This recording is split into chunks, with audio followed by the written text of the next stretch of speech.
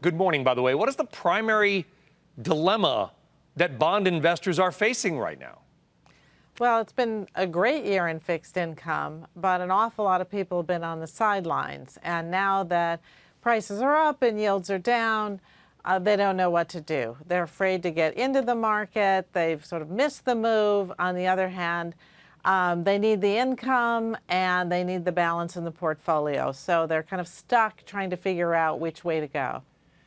Are you worried that the yields between junk and super junk, I mean, lowest credit rated companies out there, are narrowing so much? People are getting seemingly desperate for yield, Kathy.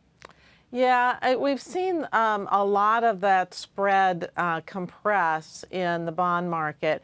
Now, recently, there's been a little bit of widening. So we're seeing like the triple Cs and the really low rated junk underperforming the higher rated junk, if I can put it that way.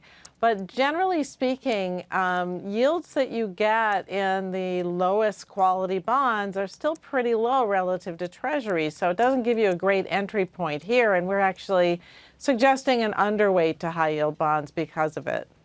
So what do we do? I mean, is there any place now that can give you a little bit of income with relative safety, or do you have to go deep down that credit line and just take a flyer?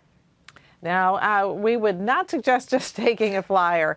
So I think the way to approach it is to really average into the market. So bond ladders are a good way to do that. Stick with the investment grade area of the market, and even the upper tiers of investment grade, not all in triple Bs, and have some treasuries and have some municipal bonds. Actually, the municipal bond market valuations have improved somewhat. So particularly if you're going longer out on the curve, the valuations there are more attractive in some cases after taxes than they are for treasuries. Yeah, so I mean, it's kind of an amazing situation right now. How does it end, Kathy? 14 trillion or whatever the number is in negative yielding debt around the world, our 10-year at 1.8. How does this play out over the next few years?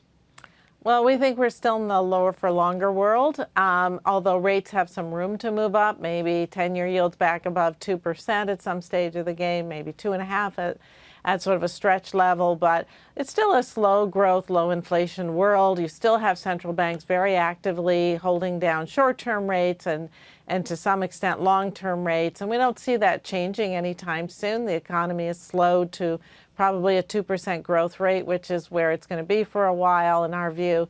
So we're not seeing a huge change in the trend in interest rates anytime soon. Does the Fed cut rates again, Kathy?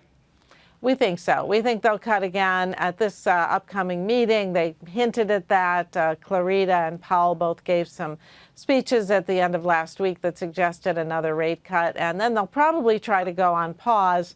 I don't know if they'll be able to because of the deterioration in economic growth abroad is still pretty serious.